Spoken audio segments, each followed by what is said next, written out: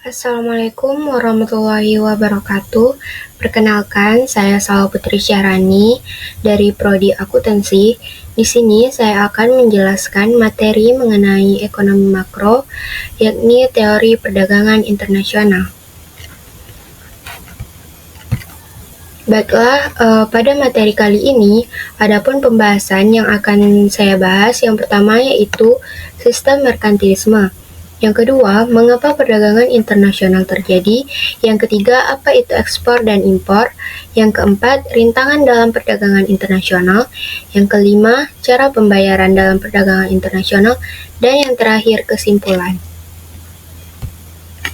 Sebelum memasuki mengenai pembahasan tadi, di sini ada pun definisi mengenai apa itu teori perdagangan internasional. Kata teori digunakan untuk menjelaskan hubungan sebab akibat dan memprediksi hasil dari suatu kebijakan atau peristiwa ekonomi.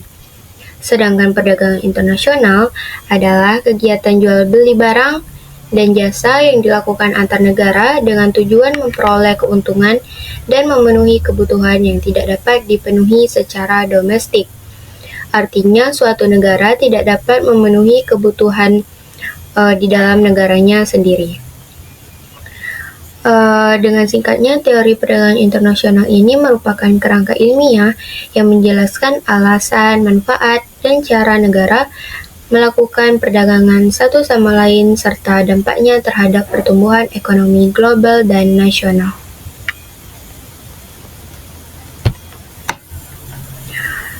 Kita masuk pada pembahasan yang pertama, yaitu sistem merkantilisme. Sistem ini sudah berkembang sejak abad ke-17. Sistem merkantilisme ini menekankan bahwa suatu negara mempunyai kekayaan dan kekuasaan yang dihitung dengan besarnya emas atau devisa yang dimiliki oleh suatu negara tersebut, di mana negara yang menganut sistem merkantilisme ini biasanya akan meningkatkan ekspor, mengurangi impor, mendukung ekspor dengan cara memberikan bantuan berupa subsidi, melarang impor barang yang bisa diproduksi di dalam negeri. Sistem merkantilisme ini juga diikuti oleh pemerintah yang berperan besar dalam mengatur perdagangan untuk memastikan negara mendapatkan keuntungan sebesar-besarnya dari aktivitas ekonomi internasional.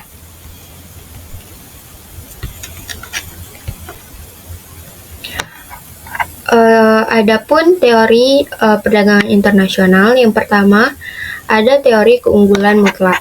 Teori ini dikembangkan oleh Adam Smith yang menyatakan di mana bahwa suatu negara itu dapat memperoleh keuntungan dari perdagangan internasional apabila ia fokus pada memproduksi suatu barang yang menghasilkan biaya yang lebih rendah dibandingkan dengan negara lain.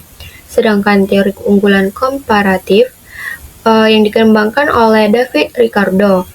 Teori ini menyatakan bahwa di mana suatu negara itu bisa memperoleh keuntungan meskipun ia memproduksi semua jenis barang secara mutlak. Baiklah, pembahasan yang kedua, yakni mengapa perdagangan internasional itu terjadi. Alasan yang pertama yaitu ketidaksempurnaan dan keterbatasan sumber daya dalam suatu negara. Setiap negara tidak dapat memenuhi semua kebutuhan barang dan jasa sendiri karena adanya keterbatasan sumber daya alam, tenaga kerja, teknologi, dan modal. Yang kedua yaitu adanya perbedaan faktor produksi antar negara. Negara-negara memiliki perbedaan, baik itu dalam jumlah kualitas, sumber daya yang dimiliki, sehingga menyebabkan perbedaan harga dan kualitas barang yang dihasilkan di setiap negara. Yang ketiga yaitu adanya keunggulan komparatif dan spesialisasi. Negara dapat memperoleh barang dengan biaya lebih murah dan kualitas lebih baik dari negara lain karena adanya spesialisasi berdasarkan keunggulan komparatif. Yang keempat yaitu mobilitas faktor produksi yang terbatas. Tenaga kerja dan modal sulit berpindah antar negara, sehingga perdagangan menjadi cara untuk mengakses barang dan jasa yang tidak bisa diproduksi sendiri. Dan yang kelima, transfer berbagai aspek ekonomi antar negara. Perdagangan internasional juga mencakup perpindahan barang dan jasa, modal, tenaga kerja, teknologi, dan informasi ekonomi yang saling melengkapi antar negara. Dan yang terakhir yaitu pengaruh ekonomi, sosial, dan politik antar negara.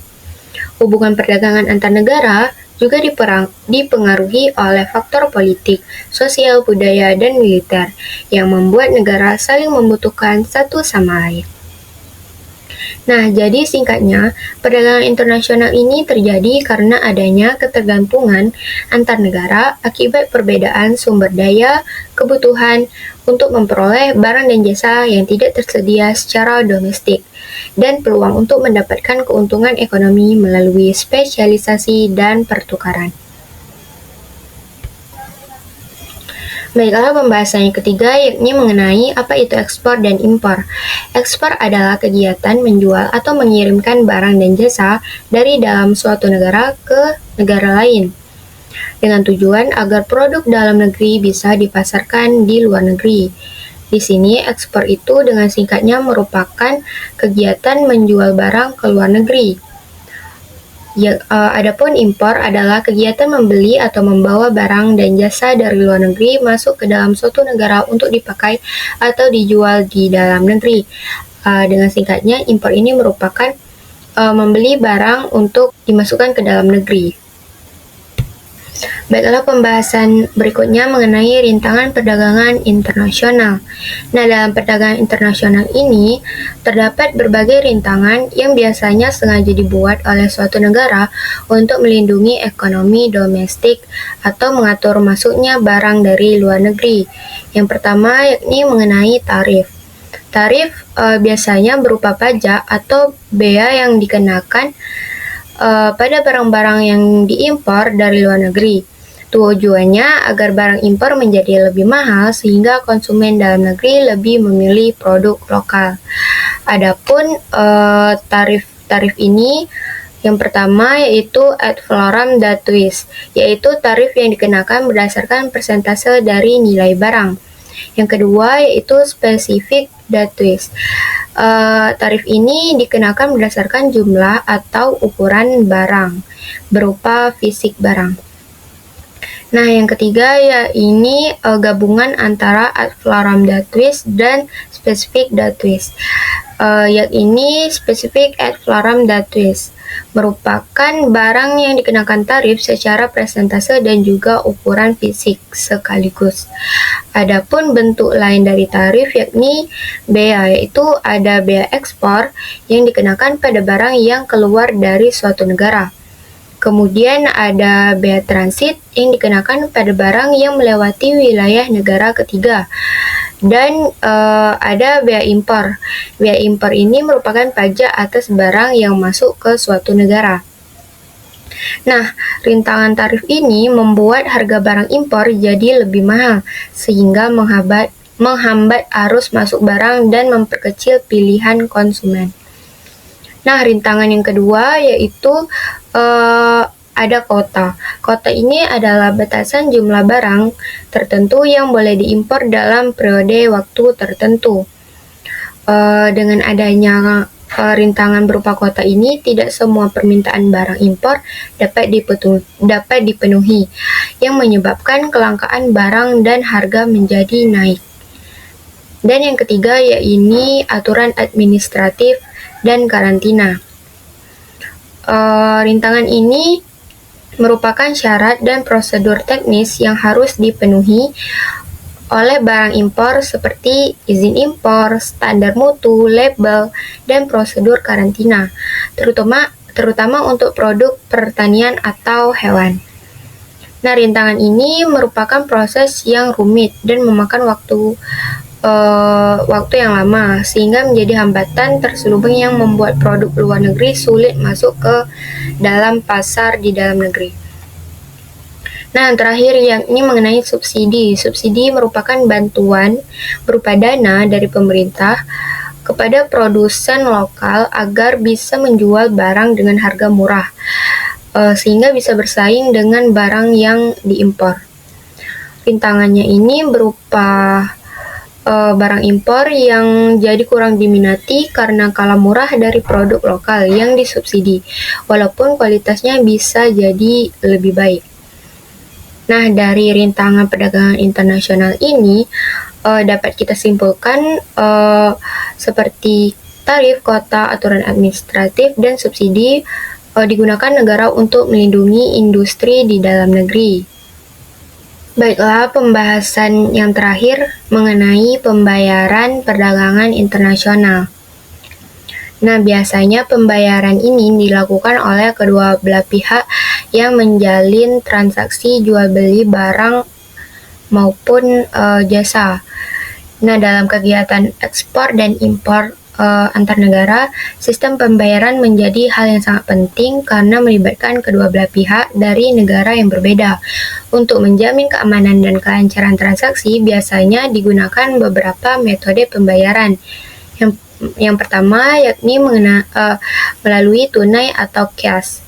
Pembayaran ini dilakukan secara langsung dan penuh di awal sebelum barang dikirim atau saat barang diterima. Kelebihan dari metode pembayaran ini aman bagi penjual karena uang diterima lebih dahulu, dan kekurangannya yakni berisiko bagi pembeli karena harus membayar sebelum menerima barang. Yang kedua yakni pembayaran open account. Dalam metode pembayaran ini, barang dikirim terlebih dahulu dan pembeli melakukan pembayaran setelah menerima barang. Biasanya dalam jangka waktu tertentu, misalnya selama 30 hari. Adapun kelebihannya menguntungkan bagi pembeli karena bisa menjual dulu barangnya baru kemudian dibayar. Kekurangan berisiko tinggi bagi penjual karena pembayaran bisa tertunda atau bahkan gagal. Yang ketiga yaitu commercial bills of exchange atau wesel dagang. Pembayaran ini merupakan surat perintah tertulis dari penjual kepada pembeli untuk membayar sejumlah uang pada waktu tertentu. Surat ini bisa dijual atau dikembalikan kepada penjual. Kelebihan, penjual bisa mencairkan tagihan sebelum jatuh tempo. Kekurangannya, tetap ada risiko jika pembeli tidak membayar saat jatuh tempo. Yang keempat yaitu letters of credit. Merupakan pembayaran berupa jaminan pembayaran dari bank pembeli kepada penjual. Bank akan membayar jika semua syarat dan dokumen transaksi telah dipenuhi. Kelebihannya sangat aman untuk kedua belah pihak dan memiliki kekurangan juga, prosesnya formal dan biaya administrasinya cukup terbilang tinggi. Yang kelima yaitu private compensation atau kompensasi pribadi, merupakan pembayaran yang dilakukan dengan cara menukar uang piutang kedua belah pihak tanpa menggunakan uang tunai.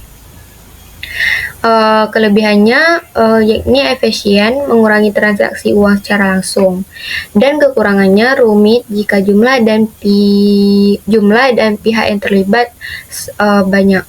Kesimpulan dari metode pembayaran ini memiliki kelebihan dan kekurangan. Pilihan metode biasanya disesuaikan dengan tingkat kepercayaan antara penjual dan pembeli, serta besarnya risiko yang siap ditanggung oleh masing-masing kedua belah pihak.